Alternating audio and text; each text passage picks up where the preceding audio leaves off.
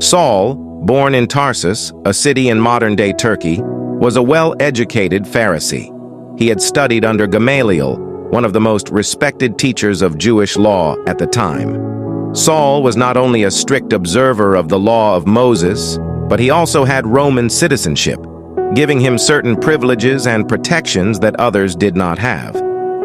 With a deep sense of religious zeal, he believed that the emerging Christian movement, often referred to as the Way, was a dangerous heresy. The followers of Jesus, known as the Christians, claimed that Jesus of Nazareth was the long-awaited Messiah, and they preached that he had risen from the dead. To Saul, this was blasphemy against God and a direct challenge to Jewish beliefs. Saul had already been involved in the persecution of Christians in Jerusalem, and he had actively participated in the execution of Stephen, the first Christian martyr. After Stephen's death, Saul led the charge to root out Christians wherever he could find them. At this time, Christianity had started to spread beyond Jerusalem. There was a significant Christian presence in Damascus, an ancient city in Syria, and Saul was determined to put an end to it. He sought and received official letters from the high priest, giving him the authority to arrest any followers of the Way in Damascus and bring them back to Jerusalem in chains. With a group of men accompanying him, Saul set out on the journey. The road to Damascus was approximately 150 miles from Jerusalem, a journey that would have taken several days on foot or horseback. As Saul traveled, he was filled with fervor and determination, certain that his mission was righteous in the eyes of God. He fully believed he was protecting his faith from dangerous heresy.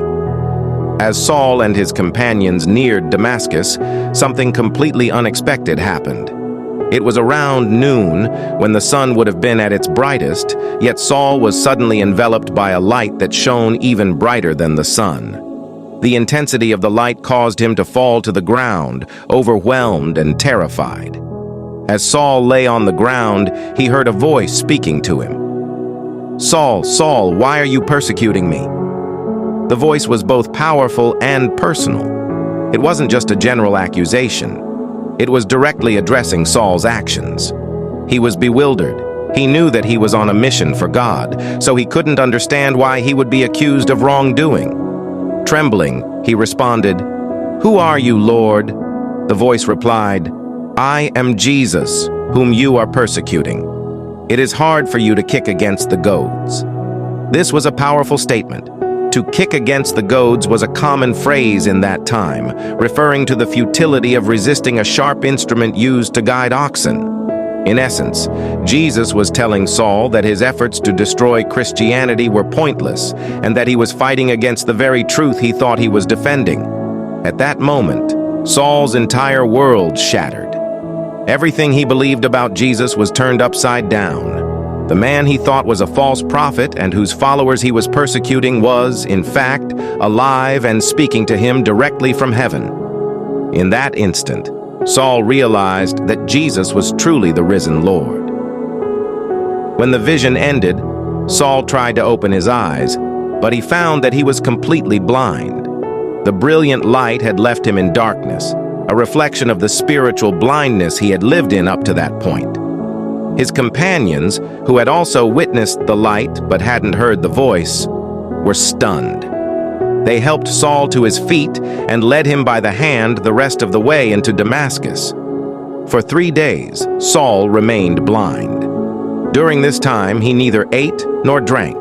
He was in deep shock, reflecting on everything that had happened and grappling with the realization that he had been wrong about Jesus.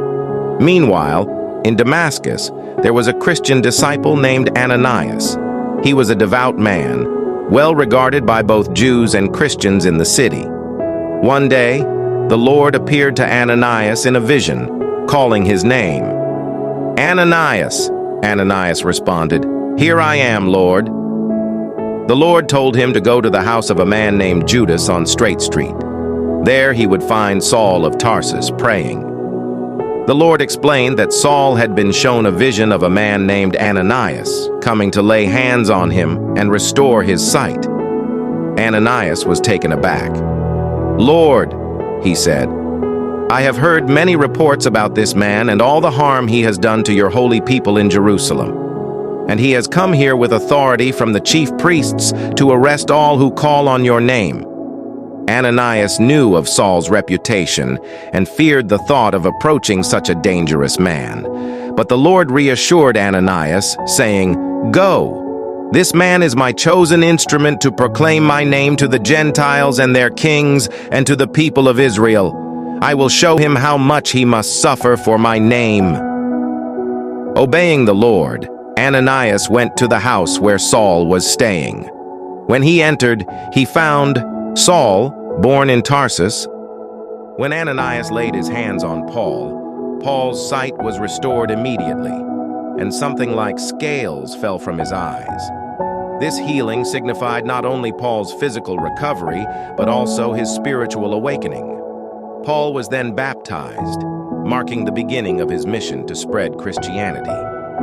This event highlights the importance of faith and obedience in divine plans.